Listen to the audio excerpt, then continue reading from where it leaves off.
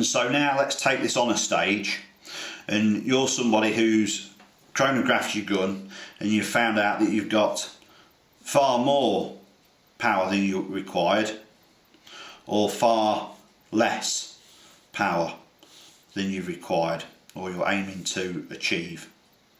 So for starters, we'll look at the overpower. Now again, as we already spoke about, try to avoid adjusting the regulator at this stage.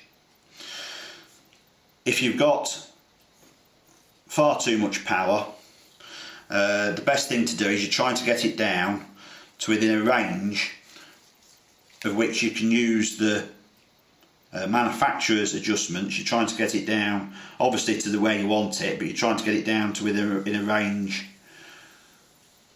where you can use these adjustments for fine tuning. And so the best thing to do here is to adjust the outlet valve spring compression and to increase the compression of this spring.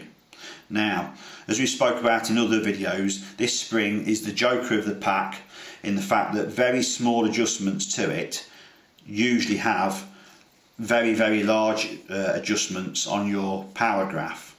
And so if the power is a lot over what you was hoping for, say for instance it's 100 feet per second over what you're trying to achieve, then you might think to yourself, oh, I need to put lots and lots of packing behind this spring. Now, depending on how heavy a duty spring this is, this will vary, but generally it's very little in comparison to adjustments on the hammer spring. And so I've got one or two springs here which is going to be difficult to try and show you, but if you look at these small springs here, these, if I hold one up towards the camera a bit, hopefully it'll focus, I'm trying to sodding compress that with my fingers and I can hardly move it. So springs like this you'll find in like a Falcon or a Brocock Enigma and one or two other guns, BSAs, that can be really quite small and hard springs. So the adjustment on these, like I've used on my own gun, I use about 0.2 of a millimetre at a time. And I know that on my gun, if I put in a spacer, or, well, let's say a spacer, a washer, small washer, that's 0.4 of a millimetre thick, it will drop the power down by 50 feet a second. So if you're thinking 0.4 of a millimetre isn't very thick, but it's dropping it 50 feet a second, then you can see that the adjustment to the outlet valve compression is very fine, and it has a bigger difference on the output. And so with those springs, I said you don't need little extra compression, but if you take one, unfortunately I haven't got an air arms spring here, but if you've got an air arms, whether it's a 300, 400, 500 series, normally the outlet valve spring to get the gun to work at its best needs to be compressed, but it needs to be compressed between about 0.5 millimetre and at the most 3 millimetres.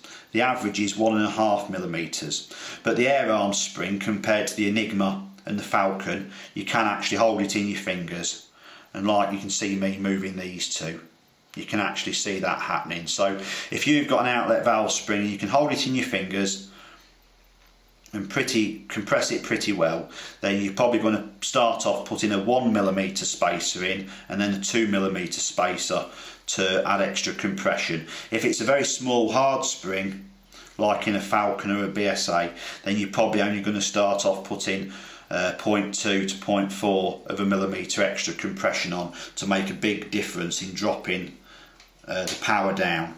And so the advice is to drop the power down if it's quite a bit higher than you want, adjust the compression, increase the compression on the outlet valve spring, and then once you've done that you can do another graph and then watch one of the other videos which tells you which screws to adjust.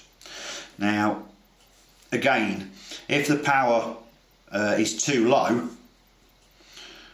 a lot lower than what you were hoping for, you're going to think that I'm going to tell you now to grind or cut a bit off the outlet valve spring.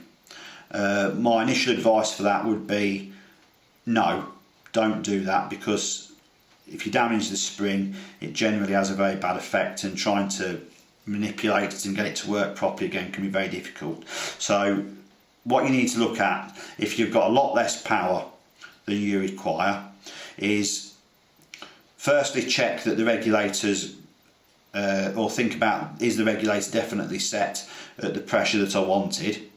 But again, don't adjust it. The main thing after that to look at is the size of your transfer port. So if you've decided your project, you're going to try and get lots and lots and lots of shots, then you might have set the regulator or asked for it to be set down at 70 bar. But if you've had it set quite low and the transfer port size is still 2mm, then this could be the main reason for the power being a lot less than you would hope for. So think about the size of the transfer port firstly. Is it the correct size for the pressure in the outlet valve chamber? So generally, if it's a low pressure, the regulator set very low, the outlet transfer port needs to be enlarged or bigger. So that would be my first port of call, to check that that port isn't blocked. The next thing I would check is, have I done my calculations, and is the outlet valve chamber space correct? It should be. There should be plenty of air there.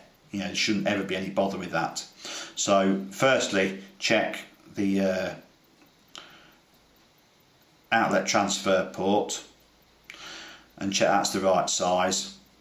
And then after that, you can either try and back off, if there's adjustment on your air gun, back off or loosen off the compression on the outlet valve spring.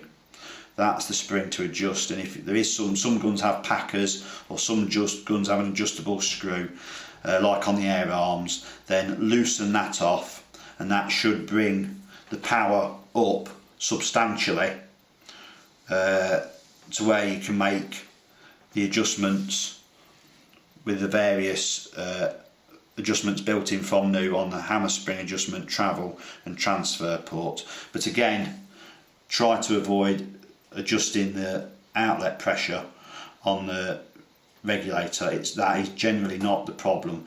The bits that you adjust are this section, not the regulator. So firstly, power a lot lower than you want. Is the transfer port big enough for the pressure that you've got the regulator set at? If the transfer port is nice and wide and it's a big open port, you're happy that this chamber's big enough and the regulator's at the barage you want, then try and endeavour to loosen off the outlet valve spring. If you can't do that, then either install a much bigger hammer spring or wind the hammer spring in. Most guns have enough adjustment here to put the power up substantially, but as I've said before and I've said again, try to avoid adjusting the regulator. The regulator is often the piece that you want to adjust last.